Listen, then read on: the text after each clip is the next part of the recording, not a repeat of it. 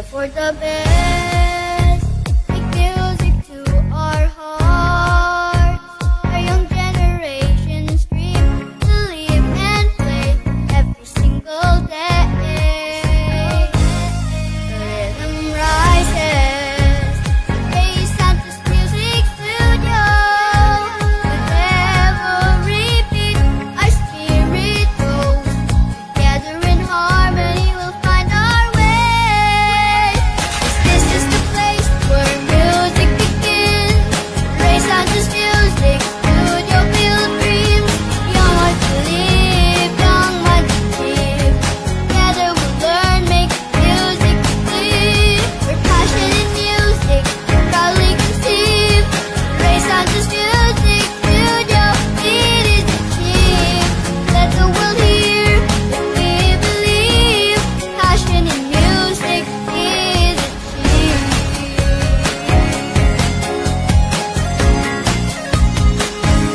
From singing to peace, we'll start to explore. We strum and play it, what we're striving for. 'Cause every day we grow. Share our songs, our voices unite. With every sound, our dreams take flight. Let the music lead the way. 'Cause this is the place where music begins. Ray Santos Music Studio, build dreams. Young hearts to live, young minds to live. Together we'll learn, make music live. We're passionate in music, proudly conceive. Ray Santos Music Studio, it is achieved. Let the world hear that we believe. Passion in music is achieved.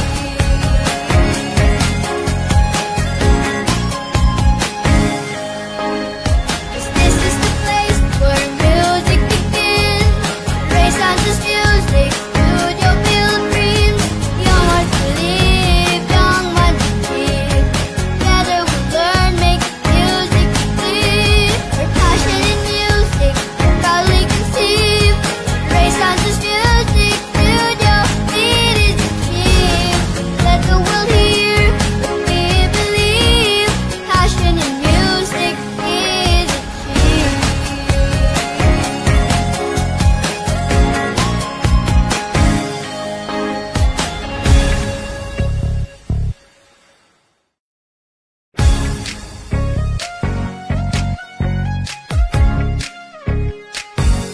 We strive for the best.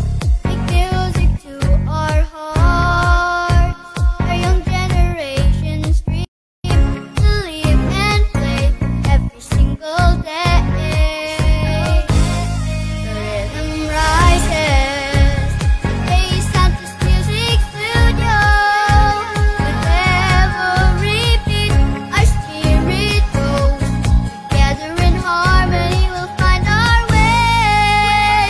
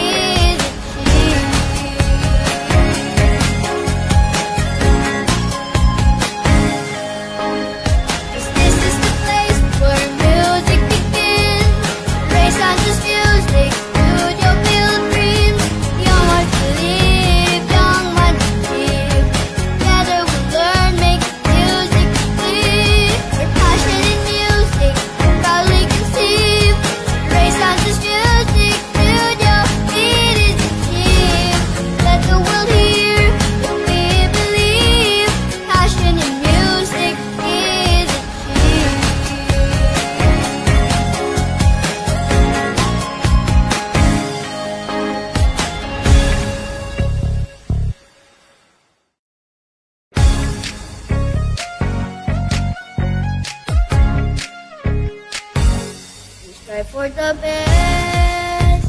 Make music to our hearts. Our young generation's dream to live and play every single day. The rhythm rises, Hey Santa's music studio. With every beat, our spirit goes. Together in harmony, we'll find our way. This is the place where music begins. Ray Santa's music studio, pilgrims. Young hearts to live, young minds to live. Together we'll learn, make music live. We're passionate in music, proudly conceive. Ray Santa's music studio, it is achieved. Let the world hear what we believe. Passion in music is achieved.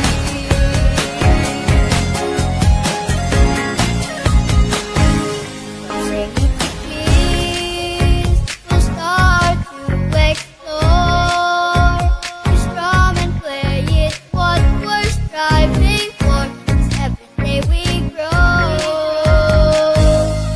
Share our songs, our voices unite. With every sound, our dreams take flight. Let the music lead the way. 'Cause this is the place where music begins. Ray Santa's music studio, pilgrims. Young hearts to live, young minds to live. Together we'll learn, make music live. We're passionate in music, proudly conceive. Ray Santa's music studio, it is achieved. Let the world hear what we believe. Passion in music is achieved.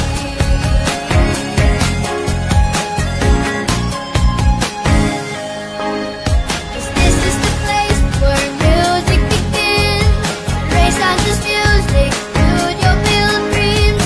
Young hearts to live, young minds to live. Together we'll learn, make music live. We're passionate in music, proudly conceive. Ray Santa's music studio, it is achieved. Let the world hear what we believe. Passion in music is achieved.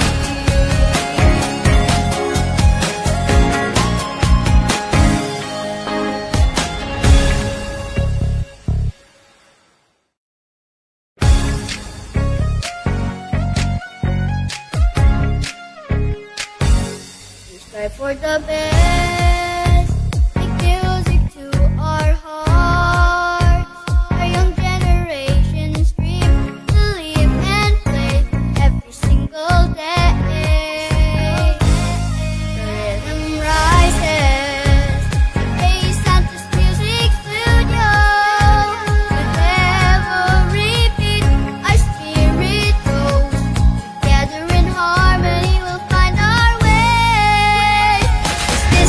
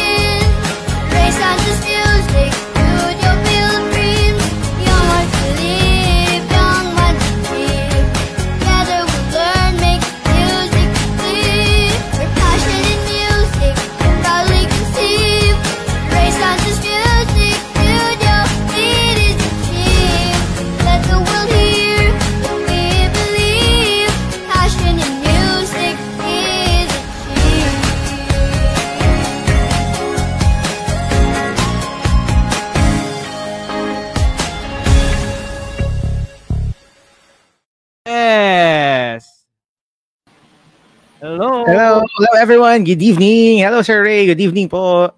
Kamusta Yes. na? Armon, kamusta ka na? Okay naman.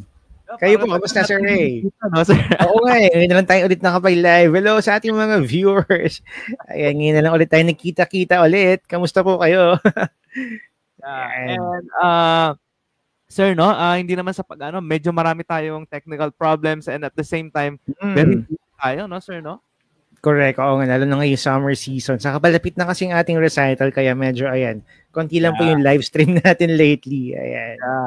Okay, so today, it's a very special day, no? Kasi sir, maganda yung ating topic, no? Tama. So, about classical singing. Ayan. Yes. So sir, ito ay sako pa rin ng ating ano, no, conservatory, no, ng ating conservatory. Tama, ng ating conservatory program. Ayan. So bukod sa meron tayong mga subjects na makikita nila sa Conservatory of Music, meron din tayong mga kung tawagin sa amin to, sir, applied. So pag sinabi naming applied dati nung panahon namin, sir, ano, parang yun yung major mo, yung major and minor like voice, piano, guitar, something like that. Kayo ba, sir, sa inyo ano bang tawag diyan? Wala naman or Oh, well, nung student pa po ako, ganun din naman, applied music, like example, applied music composition, applied music conducting, or yun nga, applied music piano, etc. Ayun, ganun din naman. Same din pala siya. Oo, same din naman, opo. Yun. So, classical singing, sir, parang ano to eh. For me, sir, no, kaya ako naging interesado sa classical singing, sir. Because parang bihira kasi ito sa Pilipinas, sir, no? Parang mas kilala to sa halimbawa sa mga European countries, no? Ayan, oo nga. Alam mo, sir, naalala ko nga, no? Sabi nila kahit daw sa halimbawa sa Italy or sa mga sa European countries, kahit alam mo yung mga simpleng halimbawa janitor or yung halimbawa tumutulong lang sa mga opera house, no? Yes, opo. They can simply sing classical classical songs or yung style or yung technique. Nagagaya nila yung tunog classical eh. So, ang ganda. Kasi nga kumbaga very popular ito sa mga European countries. Unlike dito sa atin, medyo pero ano na rin, sir, marami na ring nakaka-appreciate sa classical singing, no? In fairness. Yes, tama naman. Siguro dahil may social media naman ngayon, may YouTube na rin po. So somehow yung mga audience natin, makakapanood sila. Yan. Unlike siguro before talagang nung unang-unang panahon, syempre like sa Italy, sa German, sa France, kumbaga nandun talaga yung mga opera houses, nandun yung mga classic composers, kaya kumbaga party talaga ng kultura nila. Ayan. Ano na, sir, no? Kasi dito sa atin, parang more on tayo, pop na, sir? Yung parang normally mga ganun, no po. Gusto natin mga pop. Kasi yun yung naririnig natin kumbaga sa airplay, like before sa radio or sa TV. Ngayon naman siguro sa YouTube or sa Spotify. Kaya normally yun yung kilala ng ating mga mamamayang Pilipino. Ayan. Pero sir, tanong ko lang, nung ikaw pumasok ka sa conservatory, sir, na-surprise ka ba na parang, ganito pala yung style of singing dito, hindi pala yung singing na the usual na naririnig. Naririnig natin, no?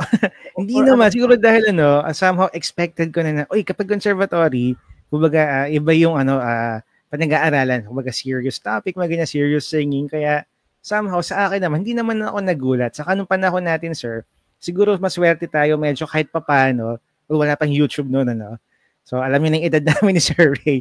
May pinapalabas pa sa Channel 9 ba yun, Channel 4, yung mga concert at the park. Paco Park Presents. So somehow naman sa TV natin, medyo nakikita-kita naman na natin yung, ganito pala yung classical music, classical singing, classical playing, may ganun naman. So, ayun nga, sir. Tapos, tama, sir, tama, no? Naalala ko nga, sir, no? Yun yung concert at the park, di ba? At the park, kaya, may mga ganun, no? O parang tapos puro class. Alam mo, once kami nakapag-perform doon, yun na lang choral kami. Yung aming chorus class. Okay, nice po. And nakasama lang ako doon sa performance, parang gano'n. And it's so nice kasi nga parang kakaiba yung nandoon. Like for example, minsan ang maririnig nyo, mostly classical, pero minsan ethnic, 'di ba? Minsan may gano'n eh. Yes, may gano'n din po. O tapos minsan orchestra na yun nga classic naman ang dating. I don't know kung nagpa-pop na ngayon doon, sir. Kumbaga Parang merong yata. Siguro yung pinaka-pop-ish na lang siguro yung parang mga la theater, mga ganyan. Mga modern na theater songs, mga ganun. Pero hindi naman yung sobrang pop na pop. Ayun. Yeah. Anyway, so siguro let's start our discussion, no? Para bigyan lang Yes. itong ating mga audience ng ano ba tong classical singing, and maybe if they are interested, maybe they want to study it, no, sir, no? Tama naman. Yan. Kung ano kaya meron dito sa ating ino-offer na program. By the way, welcome po sa ating viewer na si Glenn Zirock na. May comment siya about sa intro natin. Sabi niya, galing naman ni Rolay. Ayan, sabi niya, miss you, Rolay. Ayan, yes, welcome po sa live stream. Ayan. Yeah. Ay, nako. Para sa kaalaman ng lahat, ang nag-compose po ng ating napakagandang team ng Ray Santos Music Studio, walang iba ang ating kaibigang Harmon Arceo. Palakpakan naman natin. Yan, palakpakan natin. Salamat po. Ayan.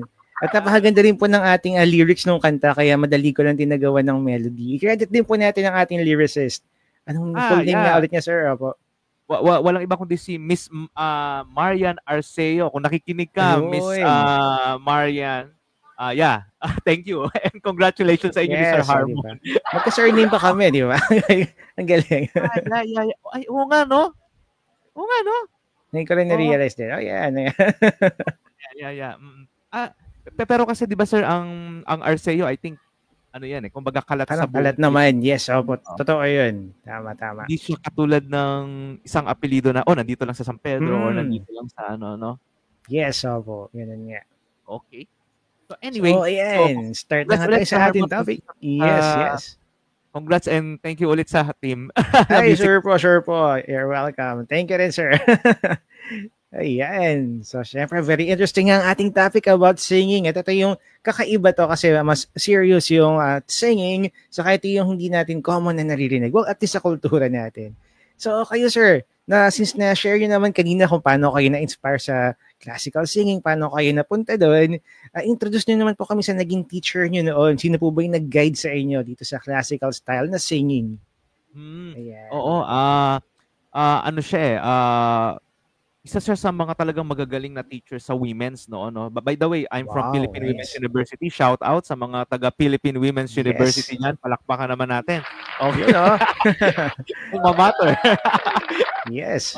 Yun nga lang medyo ano na siya. I mean, wala na siya, no? Siya si Ma'am Mercedes Lugan. And she is one of the best dun sa women's nung panahon niya. And she is also yung she was the teacher nung ni Ma'am Ana. Ma'am Ana natin. Sa ating teacher din, ayan, sa ating school. Galing Ma'am Ana, shout out sa iyo, Ma'am Ana.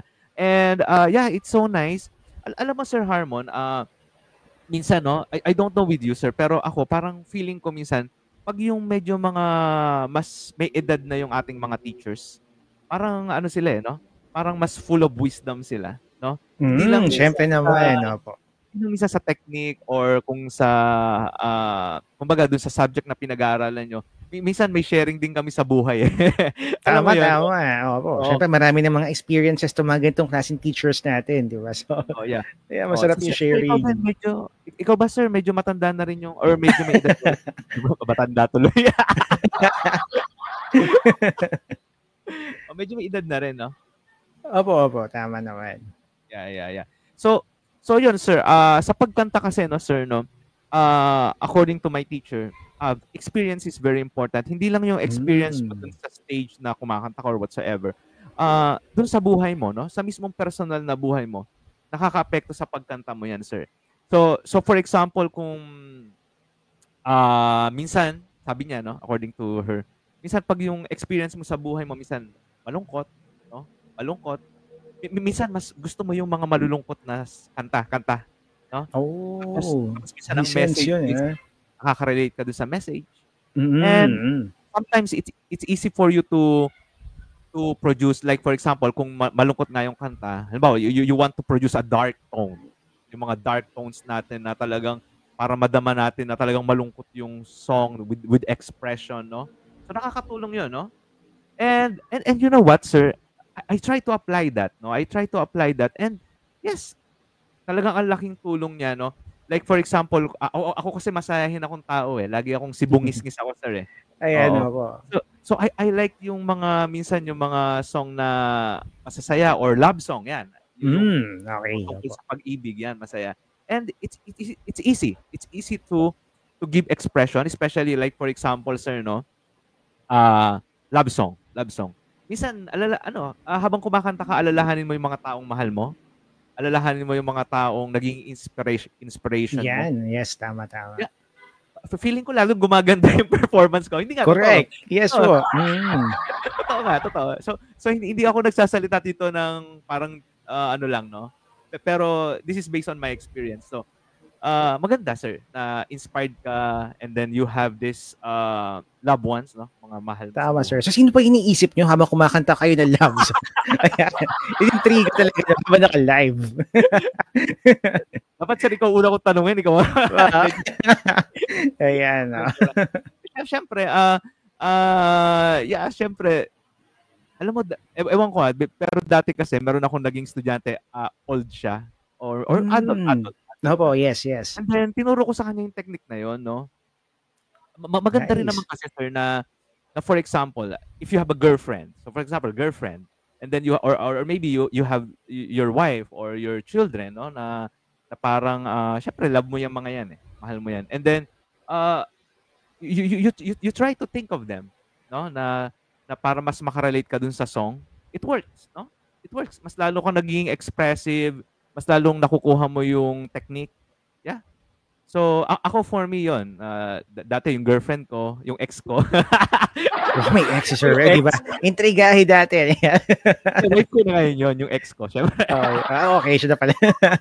Siyempre naging wife na, di ba? Speaking of love songs, sir, ano po bang sample ng mga classical naman na love songs? Siyempre familiar tayo doon sa mga pop songs. How about sa classical repertoire? Ano kayong sample po ng mga ganito, mga romantic songs? Oo, no? Ako kasi, sir, meron lang talaga akong favorite, no? Of course, sige po. Lahat siguro tayo may mga favorite songs lang na kumbaga sa genre, no? So, ako talaga more on Schubert, no? Schubert, yan. Nice. Yeah. So like for example, yung yung Ave Maria ni Schubert, sir. Ayun, po. Yes, very famous, very popular. Yeah. Very popular yan. Tapos, of course, sir, wag nating kalimutan yung From Turandot, no? Yung Nessun Dorma, medyo... Ay, talaga namang napaka... basagan ng lalamunan. Parang siya, sir, no? Parang naging kanta na rin siya sa mga audition, di ba? Yung mga... Yes, oo nga, no? Opo. Sikat talaga siya. Then... Isang sample naman daw, sir, ng Nessun Dorma. Yung Suntiyo. Para ma-recognize ang ating mga tao. Ayan, yung Nessun Dorma, nanggaling po siya sa isang opera ni Puccini. At yung pinaka-theme niya ay, sige sir, paham naman or kung ano man. Paano ba yan? Diba? Yeah. So, usually yung piyesa na yan is for tenor, no? Tenor. By the way, yung mga siguro next time discuss naman natin medyo opera singing or opera. Yan, yes, oo nga naman. Pwede. Kasi yung mga songs kasi meron talaga siyang particular voice na siya yung kumakanta. So for example, yung Nessun Dorma na yan, talagang for tenor yan, no? So syempre yung mga baritone, mga bass baritone, minsan ako curious, no? Kakaya ba namin to? So kinakanta na rin nila. Yes, oo nga naman. Pero yan, that's for tenor talaga, no? And then pwede rin siguro i-change ng key, no, sir, no? What do you think? Siguro, currently, baka pwede na. Pero before, traditionally daw, since ang galing siya sa opera, parang hindi yata. Kasi ang mangyayari, like parang theater song, parang nanggaling siya sa isang number. Pag tinranspose siya, yung mga kasunod niya na songs, ita-transpose din. Kaya before, fixed na talaga yung key niya. Pero I think, ayun, pwede naman nang i-transpose yun ngayon. Lalo na kung isang song lang naman yung kukunin. Yes, sir. Yun din ang pagkakaalam ko. Kaya, kung talagang yung halimbawa, yung Nessun Dorma na yun, talagang tenor lang ang kukuha nun. Hindi siya pwedeng kunin ng, halimbawa, bass ka or baritone ka. Hindi mo siya pwedeng kunin kasi may fixed key, no, sir, na talagang sinusunod, di ba, sir? Traditionally, saka may particular role. Since doon sa particular play na yun, halimbawa, yung kumakanta nun ay, let's say, Hari. Well, hindi ko alam yung story nung opera. Halimbawa, King yung kumakanta. Ay, yung particular story na yun, yung King, let's say, in-embody siya ng, tenor nga. So, yun talaga yung characteristic. So, pag kinanta na siya ng, let's say, ibang boses, countertenor or bass, magiging iba na. Baka hindi na tunog king. Parang ganun siguro. Kaya traditionally, hindi binabago yung key. And sabi ko nga, ngayon naman, pwede na. Naroon ako isang particular song lang naman yung kukunin from that opera. Ayun. Yeah. Tama, sir. Yun din ang pag-aalam ko doon, sir. Opo. And by the way, ano rin natin sa mga ating viewers, baka nagtataka sila, ano yung Nessun Dorma? Parang kakaiba yung language. English ba siya? Or German? Or Italian? And normally, yung mga piyesa natin sa classical sir, naka either Italian, or naka-German, or minsan naka-French pa nga eh. So, mahirap po bang aralin yung mga piyesa na ganito? Kasi syempre, nag-start tayo na Tagalog yung ating ginagamit, or English, tapos biglang sa conservatory, biglang, Italian na yung piece. Or German na. Paano yung naging adjustment niyo po doon? Oo, sir talagang ang pinakamadali dyan talaga sa akin lang, sir. Siyempre, Spanish. Di ba, sir? Spanish. Kasi mga Filipino, kumbaga, parang pareha sa Pilipino, no? Konting-konti lang. Oo nga po, no? Yung similarities nila. And then, Italian, madali rin. No? Madali din. Okay lang, konting adjustment lang from Spanish, then Italian, okay na. Yung talaga, sir, ang mahirap talaga, yung French, at saka yung yung German, kasi parang iba yung pagbigkas dun sa, kumbaga sa spelling. Oo nga, no, sir, tama. O, parang Pero sir, naman, sabi ng teacher ko before, talagang required daw silang pag-aralan yung mga languages na yon. Oh. Talagang may subject, no? Pero ngayon, nung panahon ko, parang wala na, or meron man, parang Italian or Spanish lang. Pero sir, the thing is that ang mahalaga kasi dito, like for example, when you are studying a song, tapos iba yung language niya, the thing is that you must understand lang yung thought. So for example, meron siya isang phrase or isang sentence, then ang mahalaga lang doon is maintindihan mo lang kung ano yung niya, ibig sabihin, so that madaling mag-express. So yun lang naman. Pero yung sabihin mo talagang pag-aralan mo pa siya ng malalim, parang sobra na yun, no, sir. So, yun. Sa akin, ganun lang ginagawa ko, sir. Basta alam ko yung thought, alam ko yung tungkol saan yung kanta, and then, yeah, it's very easy to express na, no? Galing naman nun, sir. So, bagay, mga Gen Z natin ngayon, hindi ba mahilig sila sa mga K-pop, mga ganyan. So, bagay, kahit hindi na, foreign naman yung language na Korean, nakakanta naman nila, in fairness, may expression pa minsan. Siguro nga, pag alam nila yung thought or yung message ng song, mas madali nang ma-express, kumbaga, ma-portray yung meaning ng song. Yes. Tama yan, sir. Kasi sir, parang masyado namang mahirap kung talagang sobrang aaralin mo yung language, no? Tama po, no? Parang baka maging thesis na yung datingan. Pag-doctorate na. Oo, sir. At saka, syempre, hindi naman sa hindi mo na naman siya magagamit talaga. Pero na lang kung talagang ikaw yung taong lumalabas ng bansa na from time to time pupunta ka ng Spain, ng Italy, something like that. So, magagamit mo. Pero, syempre, kung katulad natin, nasa Pilipinas lang naman tayo lagi. So, hindi naman natin masyado magagamit. Oo nga, sir. Saka, I think yung language nag-evolve siya. So, let's say, nung panahon ni Schubert or Beethoven, ano bang century? In like 18th or 17th century? So, siguro yung language nun, iba pa. Kahit nga yung English siguro nun, iba pa. Kahit nga yung Filipino or Tagalog natin, iba pa rin. So, minsan nga yung mga folk songs natin, like Leron Leron Sinta, pag may foreigner nagtanong sa atin, what's the meaning of that? Leron Leron. Actually, hindi rin natin alam. Ano ba meaning ng Leron? Correct. Kasi diba, kasi luma na yung word. Well, Tagalog naman siya, pero mahirap nang i-translate. Minsan may mga ganun. And same thing with mga old Italian songs, old German. I think may mga words doon na baka hindi na nga ginagamit today. Kasi nga sinulat siya nung panahon na, as in luma pa, like classical period, mga ganyan. And siguro nung panahon na yun yung applicable na words. Actually, kahit yung mga kundiman songs natin, minsan may mga words doon na parang malalim na hindi natin matranscribe. Pero Tagalog naman siya. Ayun, may mga ganun. So, tama nga po yung sinabi nyo, baka yung mismo thought lang talaga nung phrase or nung song. Actually, maganda na yun eh. Big help na siya para ma-portray talaga yung yung pyesa. Ayan, diba? Yes. Ma-research nga yun, sir, no? Parang bigla akong naging curious, no? Ano nga ba yung laro? Ano ba? Baka pangalan? Ano ba yun? Pangalan ba ng tao yun?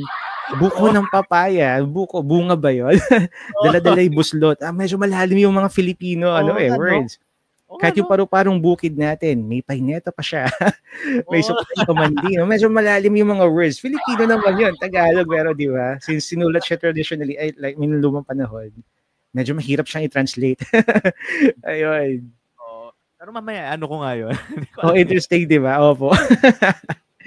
Ayan. Speaking of katandaan, kanina pa natin bine-mention yung word na matanda. Ano kayang ideal age po para sa gusto mag-aral ng classical singing? Like for example, sa mga kids, meron bang kids na parang pwede na ba sila mag-classical singing? Example, sa boys, syempre yung mga batang lalaki, iba pa yung timbre nila. So pag nag-teenager sila, magbabago na naman yung technique. Ganon din naman siguro kapag ka female singers. May ideal age po ba kapag ka gusto nilang mag-classical singing?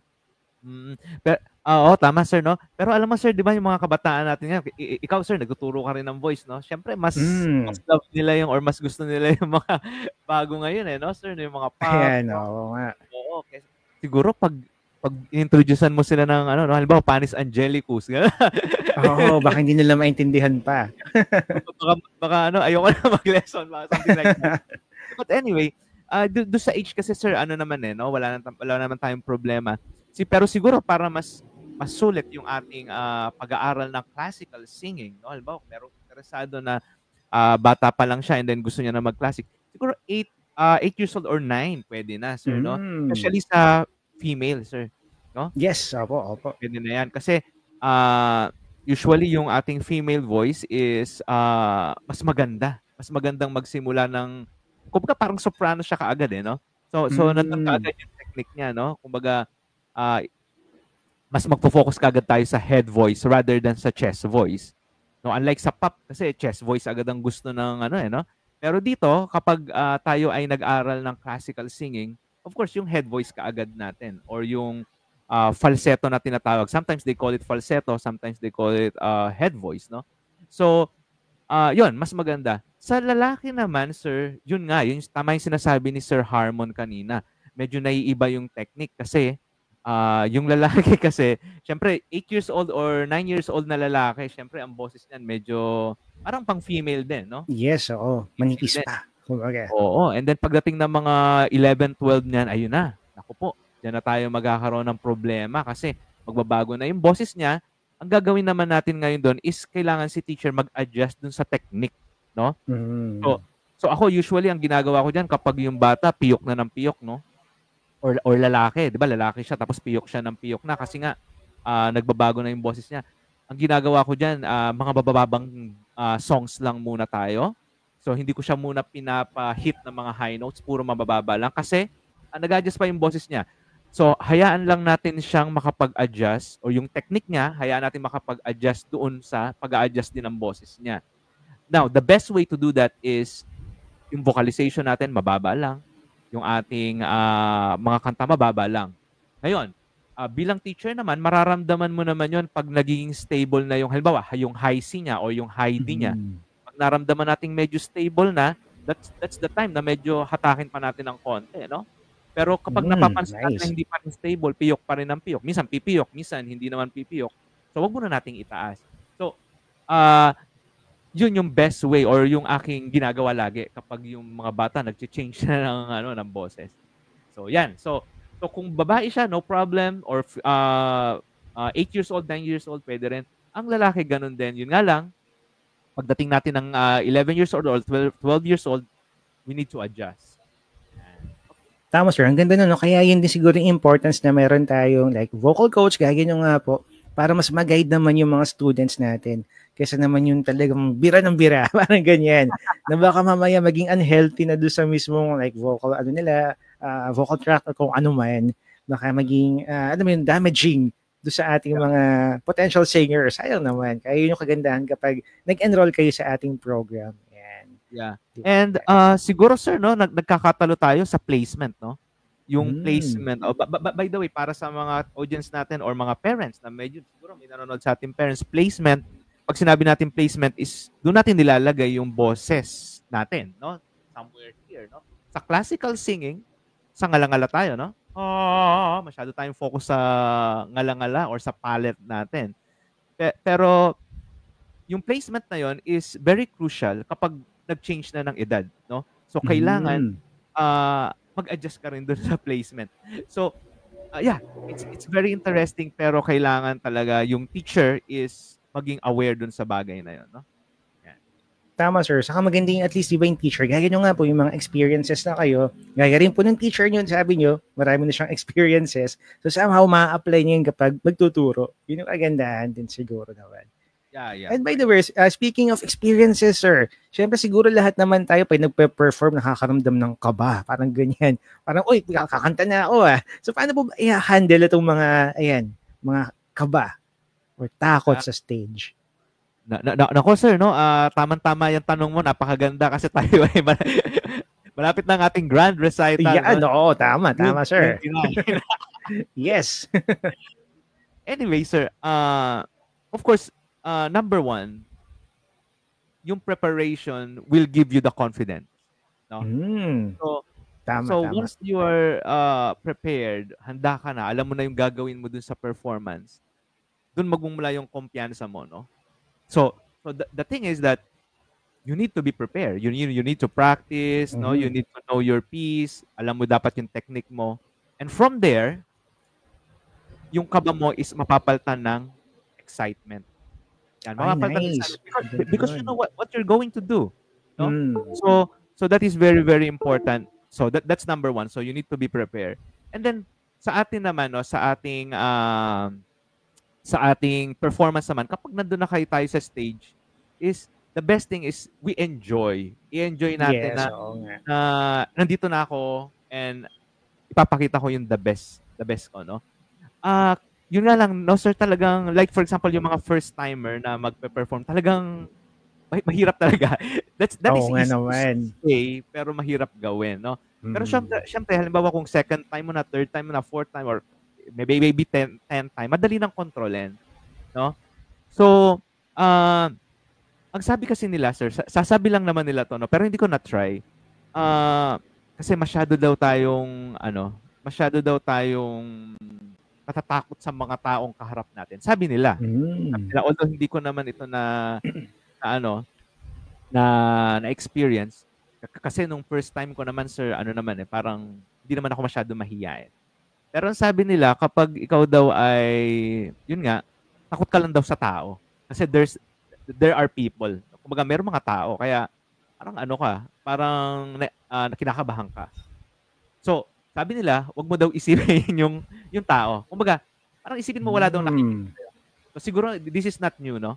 Pero, I think, there's a point there. Kasi, kung hindi ka magpo-focus dun sa tao at magpo-focus ka lang dun sa technique mo, sa kinanta mo, or kakantahin mo. Yes, oo nga po.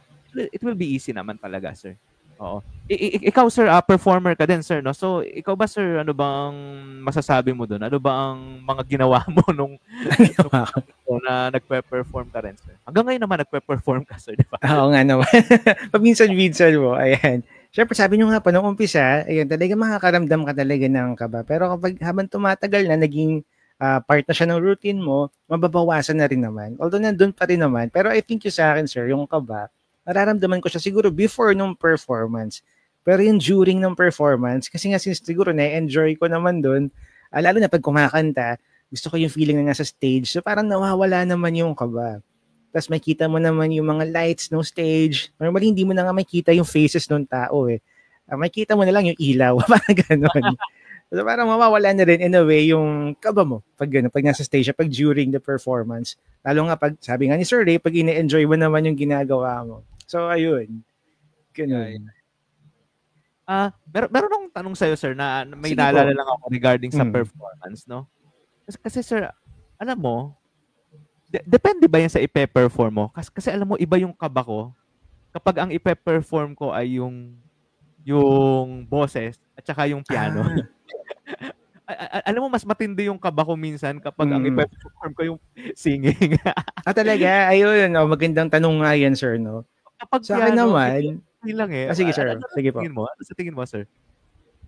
Ang tingin ko kasi, Jen, sir, siguro pag singer kasi, no, para mas maganda kung memorize natin yung song. Although ako mahina ako sa memorization, pero mas makaka-connect tayo sa tao kapag wala tayong hawak na lyrics or iPad or kung ano man, tapos kakanta ka lang. Normally, gano'n naman kapag singer. Pero pag tutugtog tayo ng piano or instrument, minsan parang katanggap-tanggap kung may piyesa pa na alam mo, nasa harapan. And somehow kapag may piyesa, parang meron tayong object na, alam mo yun, tumutulong para para ma-distract ka doon sa kung anumang, alam mo yun, nervousness sa kung anumang maramdaman mo.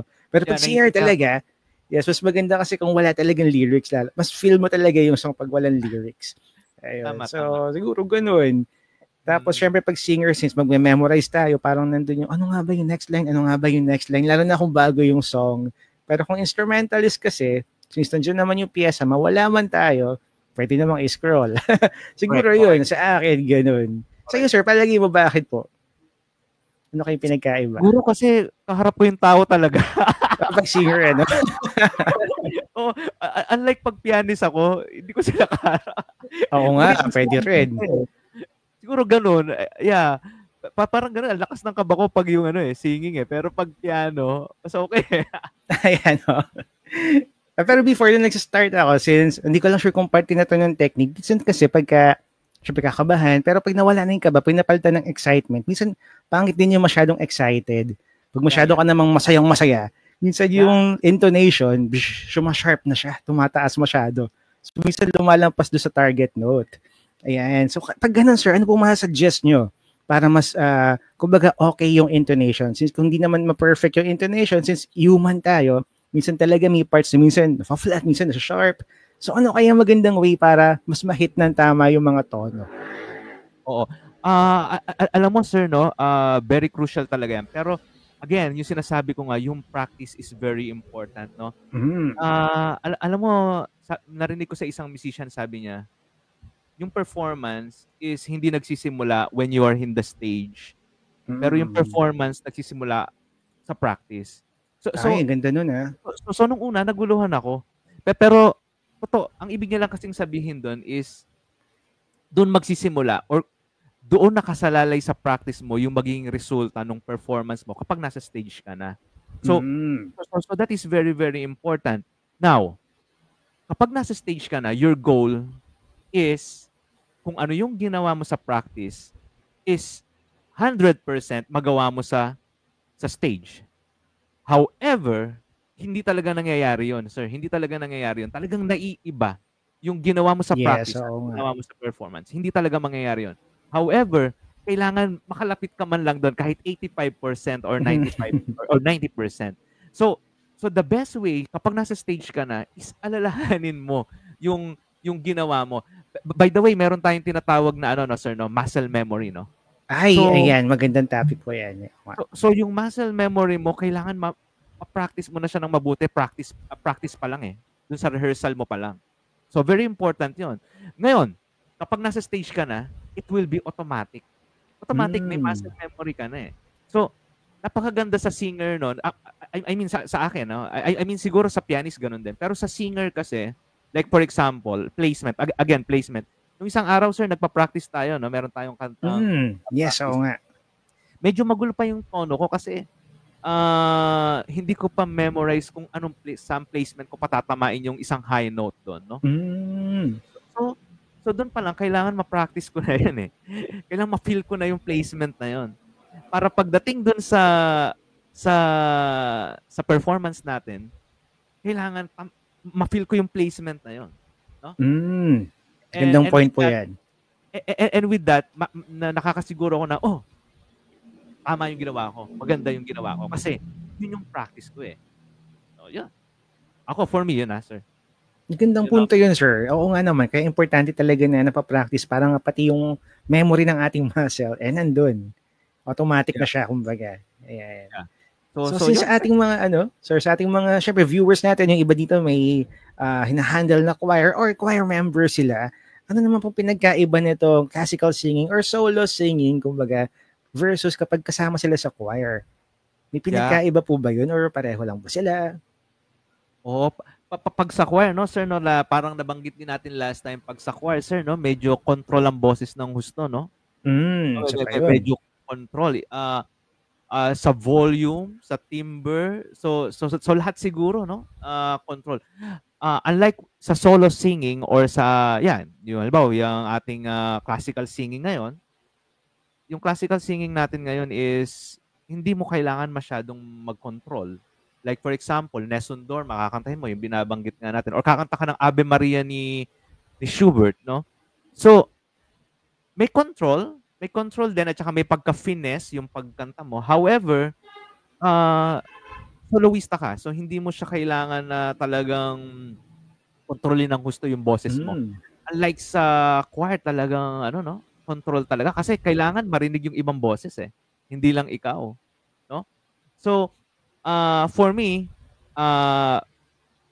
mas controlled yung choral singing. Alam mo, mai-share ko lang, no, sir, no? Meron kaming classmate before. Ang galing talaga niya, ang galing niya sa classical, yung bel canto style na tinatawag, no? Ang galing talaga niya. And then, dahil magaling siya, anong nangyari, sir? Yung kanyang teacher, pinagbabawalan siyang sumali sa choir. No? Pinagbabawalan siyang sumali sa choir. Ngayon, nung una, hindi niya pinapansin yung teacher niya. So, basta sumasali siya sa choir, ganon. And then, nung nalaman ng teacher niya, ayun, medyo na-offend yung teacher niya. Siyempre, hindi siya sinunod ng estudyante niya. Oo nga. Now, ang sabi ng teacher is, mahihirapan ka kapag nagshi-shift ka. No? Especially kung hindi pa yung boses mo, hindi pa ganun ka-stable. Pero kasi magaling talaga siya, sir, no? Pero my point here is, ang gusto lang sabihin nung teacher is that iba yung technique. Iba yung pagpo-produce or vocal production. No? Minsan, itackle din natin yan, sir, no? Yung vocal production. No? Tama, sir. Oo nga. I think next week maganda yan. Correct. Oo. Pero sir, yun maganda rin yun, no, sir, no? Kasi, iba-iba talaga, sir. Iba-iba talaga. So, for example, ang gusto ng pyesa ng choral piece, ang gusto pianissimo, medyo very soft siya, no? So siguro, sir, iba rin yung pag-attack ng pianissimo na pag ikaw ay nagso-solo or solo singing, no? Iba rin, sir. So, dun pa lang medyo mahirap na, no? Mahirap na yung ano. So, yun, sir, ibang-iba talaga siya. Minsan i-discuss natin yung dalawang bagay na yan, sir. No? Sa atin, tama, sir. Interesting yan. Lalo na magkakaroon tayo ng mga programs about choral music. Ayan, so pwede natin i-discuss yun. Soon. So, abangan nyo po yan. Yan, correct. Excited ka ba doon, sir? Ako excited. Ako naman. Yes. So, super excited. Kaya abangan niyo po, viewers. Ayan. By the way, sir, since na-mention natin na kapag solo singing or classical singing, kumbaga hindi naman tayo nagko-focus masyado sa control. Parang, sige, ibuga mo siya. So, ibig sabihin ba nito, kailangan yung physical body mismo ng singer, kailangan equipped din para pagkanta ng gantong, gantong kabigat na piyesa? Ganun ba yun? Yeah, sir, no, pero alam mo, sir, no, sabi nga nila intelligent singing. I don't know if sa mga viewers natin kung maiintindihan nila to, no. Pero yung teacher ko, she always say that before, no. Sing in your mind. Sing in your mind. Ang gusto niyang i-point is before you sing yun sa actual. Diba, kakantahin mo yung isang note. Kailangan nakanta mo na siya sa isip mo. Something like that. So, parang una siya. Parang gano'n. No? So, it's a thing that parang una mo nang iniisip and then saka ginagawa. Parang gano'n lang naman. Parang gano'n lang naman. Now, when it comes to expression, when it comes sa mga articulation na gusto nating gawin, ang sinasabi niya is, the mind will dictate it also. So, for example, kung mag-loud, so you will not push it. You will not push your voice. So, ang kailangan mo is idikta siya ng mind na para mas maganda siya rather than yung physical body mo or your mga muscle na work. No? So, it's a thing that medyo parang hindi ko rin maintindihan at first. Pero simula nung habang ako'y kumakanta, sir, naintindihan ko na yes, the mind must be the one that will dictate everything, no? Sa expression and then sa technique, no? Mind, yeah. Sing in your mind. So, yun. Ang ganda nun. Oo nga naman, sir. Anyway, sa ating mga viewers po na, alam mo, beginner pa lang at gustong-gusto talagang kumanta, normally naman ang tanong nila parang, sintonado ako, matututo pa ba akong kumanta? Parang ganyan. Or pangit ang boses ko, ma-enhance pa ba to? So pag ganun ba, sir, mayroon ba tayong prerequisite para kumuha ng, alam mo yun, serious singing course? Or hindi naman, kahit anong estado nila, pwede naman tanggapin? Yeah, kahit anong estado naman po ng boses niyo, pwede po, no? Pwede naman Galing. tumatanggap kami ni na Sir Harmo ng adult, no? Hindi lang naman mga children or mga, kumbaga mga teenager ang aming tinatanggap. So, if you're interested, no? Marami nga ganyan, sir. Marami nagtatanong na, halimbawa, 34 na ako, matututo pa ba ako? 54 Na na ako. ganyan, di ba?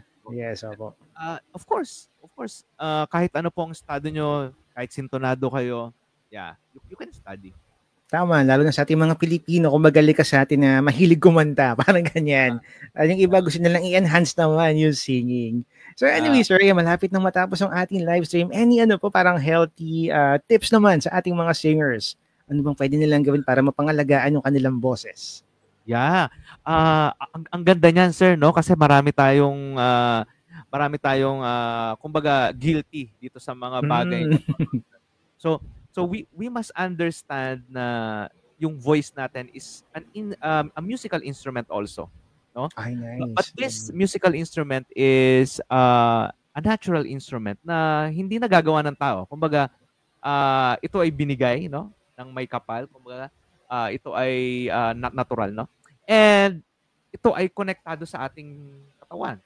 So kung ito ay konektado sa ating katawan, ibig sabihin kung hindi tayo healthy, hindi tayo, kumbaga, tayo sakitin. Halimbawa, no? Ganon din ang boses, no? Naging sakitin din. Kung hindi tayo malakas, hindi rin malakas ang boses. So, very, very important sa mga singers natin, of course, yung mga masusustansyang pagkain natin, para tayong doktor. Ayan, no? Sasabihin ko pa sana Oo, siyempre. Sa mga inumin muna tayo magsimula, sir. Inumin. Ayan. Inumin. Maganda po sa boses ang water, of course, no? Yan, syempre. So mas lagi siyang lubricated, parang ganon, no? Mararamdaman niyo naman yan pag kayo ay parang nauuhaw na o natutuyuan na ng lalamunan, no? Ibig sabihin kailangan niyo ng water. So magandang pag-aalaga sa boses natin if we drink a lot of water, no? So yan, no? So iwasan natin syempre alak, sir, no? Soft drinks, no? So yan.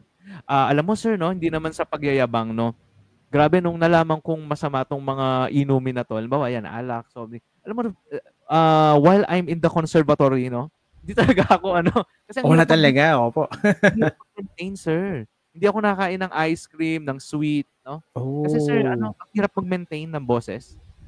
Parang, like for example, yung boses mo or yung condition ng boses mo naiiba, sir. Pag naiiba pag meron kang nakain na hindi maganda, sir. Naapektuhan yung voice. Naapektuhan. Cold water, sa tingin ko, hindi rin siya maganda. Yeah, kasi based on my experience, naiiba talaga yung boses mo kapag may cold water. Ang maganda sa warm. Maganda, warm. Oo, sir. Ngayon, ang laging tanong dyan, maganda ba yung yung luya daw? yung sa labat? Oo nga, sa labat. Mga ganyan. Oo, sa labat. For me, nagwo-work ang salabat. No, sir, nagwo-work ang salabat. I don't know lang sa other voices or sa ibang tao.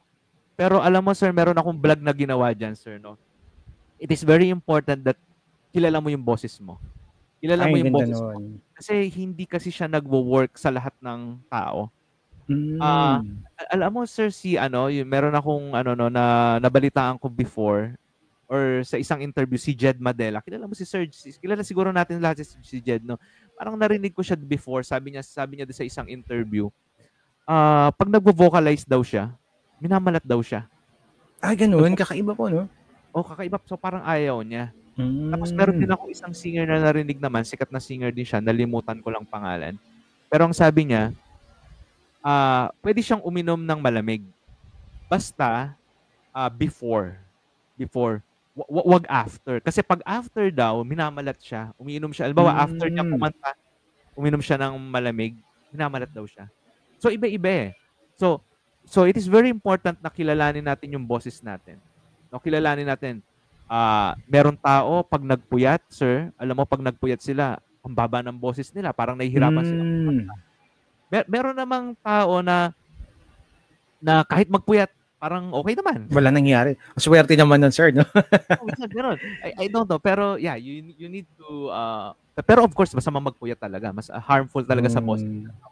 So, meron naman sir, pag naparami ang inom ng alak, mas gumagaling. Di ba, sir? Diba? Oo nga. Mas bumibirit. May ganyan. Oy, may nag-comment dito, sir. Si Ma'am Chari. Oy, magaling na singer din po yan. Pwede siyang mag-classical, pwede siyang mag-pop, pwede din siyang mag-theater. Very versatile singer. Sabi ni Ma'am Chari, for her daw, maganda sa boses ang ginger tea. Nice. Ginger. Oo, yun na nga. Oo, Salamat. yes. Salamat. Sir, si Ma'am ay classical singer din, no? Yes po, pero nakakapag-pop din siya. Nakakapag-theater din siya. Ang dami nga niyang Wow. nagagawa. Oo nga. Wow. Yan ang si Ma'am yan, isa sa mga teachers natin yan. Yes, at naging na po siya. Isang role niya ay naging mother siya doon sa Amal and the Night Visitors. Isang Christmas siya, musical. Ayan, naging Wow. mother yung role niya. Ang galing lang. Pwede siya mag-theater and pwede rin siya mag-classical. Kumakanta rin siya ng mga like Caramio Ben, mga ganyan. Mga Galing, Himan. Galing. Pwede rin siya mag-pop. Nagpa-pop din siya. So yes, ayan. Galing. Sabi niya, ginger tea daw. Ayan. Para sa pampaganda ng boses. Ayan.